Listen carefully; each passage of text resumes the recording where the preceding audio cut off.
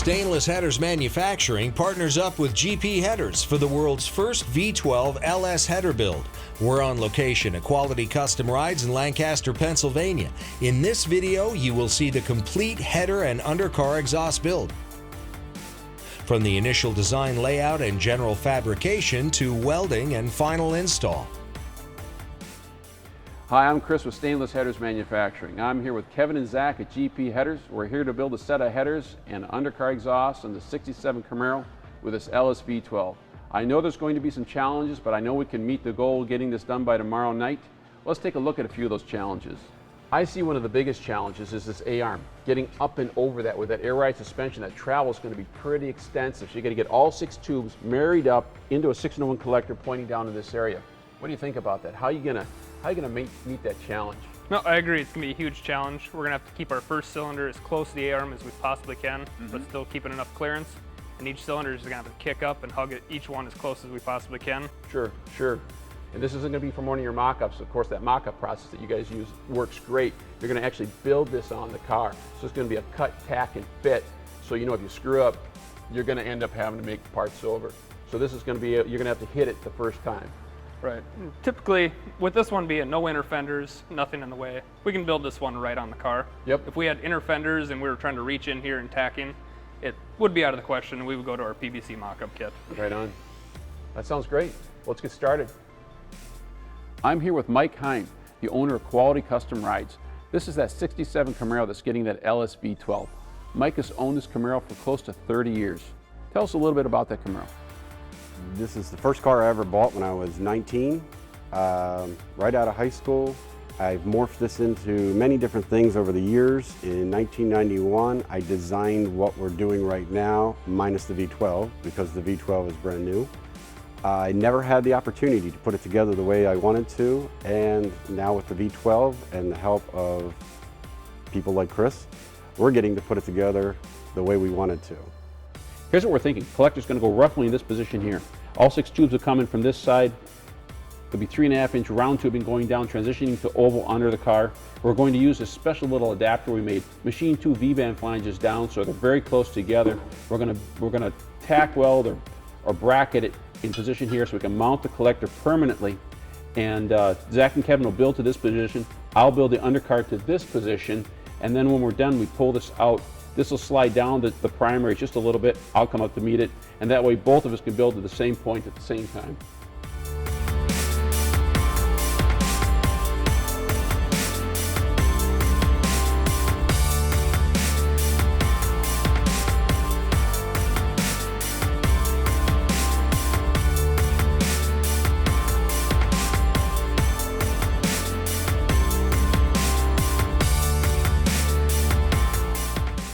Looks like Kevin and Zach have this position for what works best for them, for getting the tubes on in here. What do you think, Zach? Is this going to work out all right for you? Yep, it's going to be a little bit tight. We've got to get a steering shaft through here underneath the collector. We have a hood line about halfway of the bell mouse here.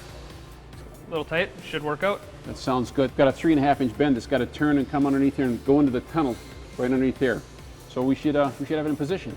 This is a little more close-up of what I'm talking about, getting into that tunnel. We have to come down here, turn, get into this tunnel down here, kind of a snaky deal. Then we got to go to oval down in this area.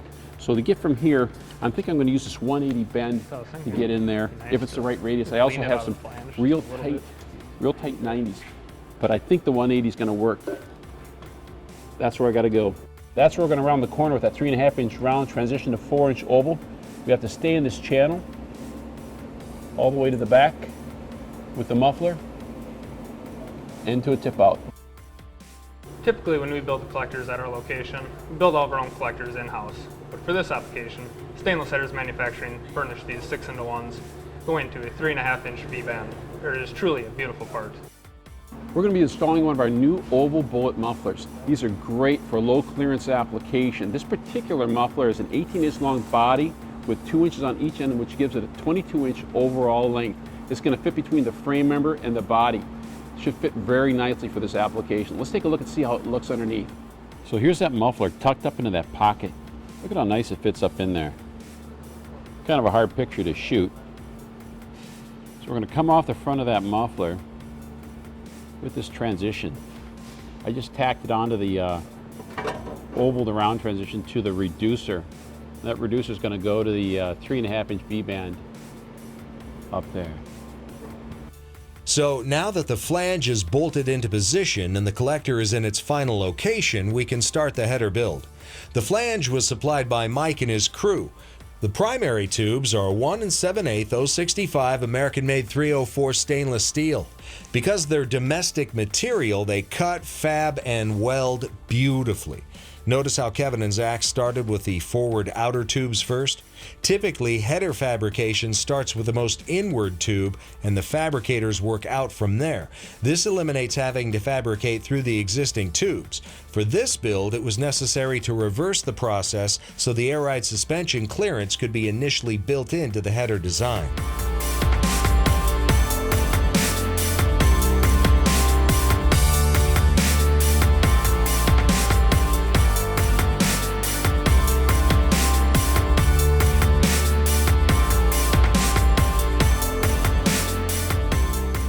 At this point, the driver's side header is really coming together. Each tube is marked, cut, and tacked.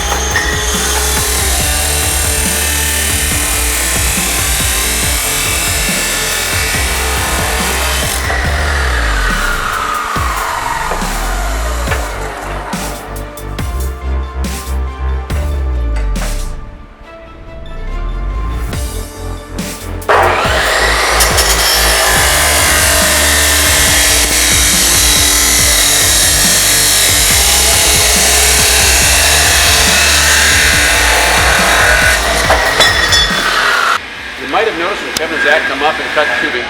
They're using a chop saw without a clamp. Been doing it this way for 35 years. Don't recommend it though. You can lose some digits if you do it incorrectly. There's a way to do it, there's a way not to do it. So all I have to say is on this video, this is not recommended, don't do this, but this is the way we do it. We freehand all our cuts. A lot of guys will try using a bandsaw, which is fine, or I say a cold saw, really tough to do, saw with a clamp. How are you gonna do it? Stick it in there freehanded. The key to it, the key to keeping your digits is to plant your hand. You plant it someplace other than on the bend, because if it pulls the bend, it pulls your hand in. This particular one, I'm gonna have to be a little risky because it's such a big bend. But if it's on a small bend, like this, plant your hand on the saw so if it pulls it out, it pulls the bend out. Okay. So this one I really need to cut it about 110 degrees, and it's all by eye. I'm going to turn it to about 110 degrees. I'm going to zing it right about there. Kind of a tough bend to hold because it's so big and it's so clumsy. But here we go.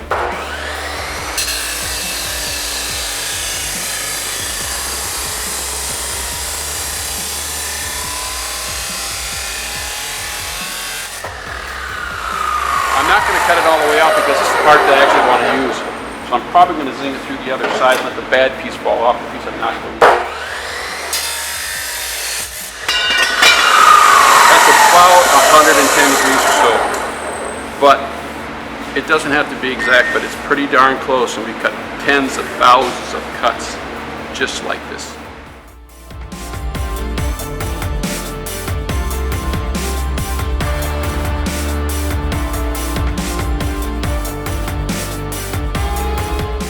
So we've transitioned from the 4-inch oval to the 3.5-inch round. We've turned up. Here's that 110 degree bend I cut earlier. Our goal is to sneak that right in there. The issue is we're really close to the tangent of the bend. By the time I cut at the tangent, it looks like I'm a tad low, but I think it's going to fit up pretty good. We'll see how she goes.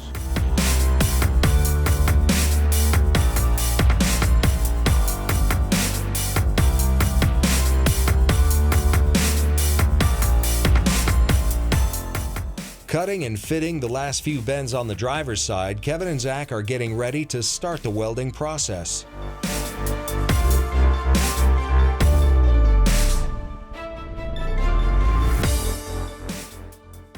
Before Kevin started welding this primary, he first purged the tube with argon to displace any air to assure a contamination-free weld.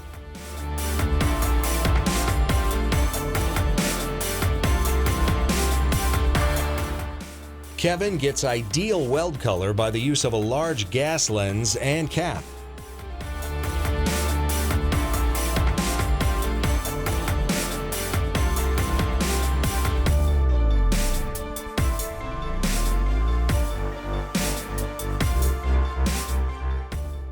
Notice the convenient clamp setup.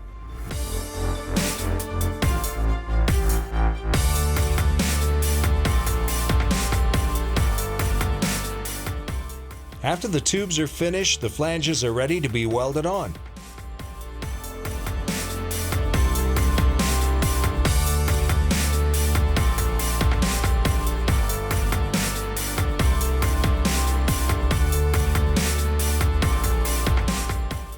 Now that the driver's side is well underway, it's time to get started on the passenger side header.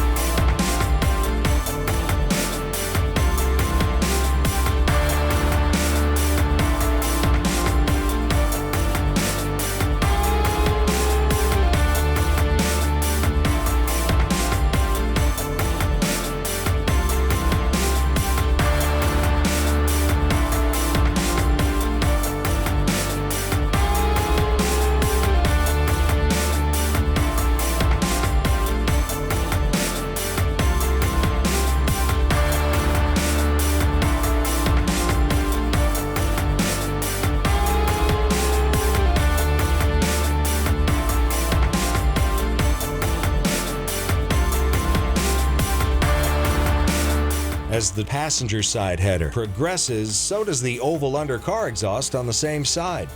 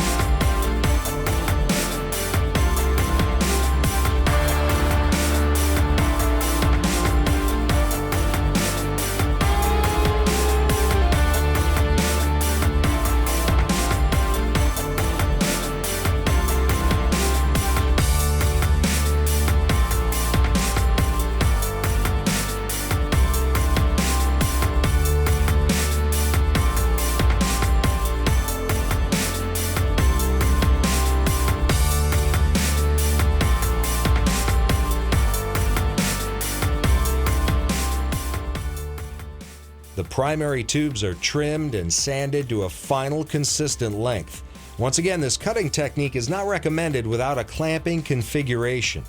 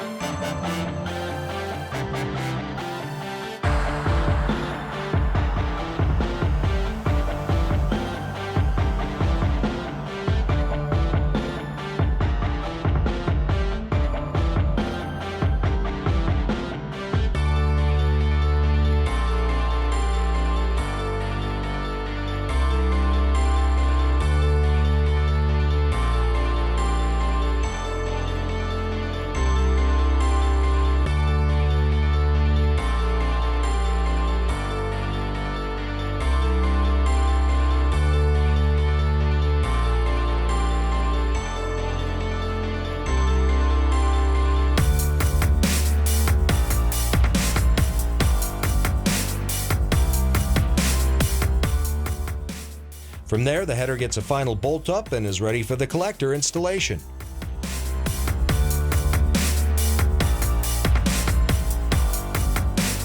there you have it. The build is done. Took a little less time than we thought it was going to. We knew we had some challenges in the beginning, but there were some things that made this build easier. It only took a few days. We had the right equipment, right crew. Zach, what do you think those things were that were different in this build? Yeah, so the main thing, having the inner fenders and being able to access every part of this build made everything go super fast. Having the collectors prefabbed, perfectly sized for us. We got to be able to start building right when we got here. So there you have it. We're done and we're out of here. Here it is, only 8 weeks later at the 2016 SEMA show in Las Vegas. Mike and his crew did a fantastic job of bringing this project together and getting it to the show on time.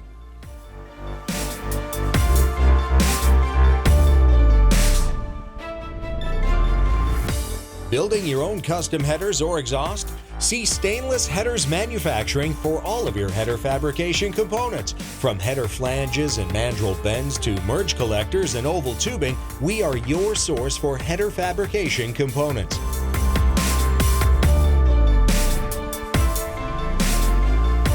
Need a set of custom headers fabricated? GP Headers sets the standard for high-end header fabrication. From custom fabricated headers using their PVC mock-up kit to off-the-shelf and production runs, see GP Headers for all of your header needs.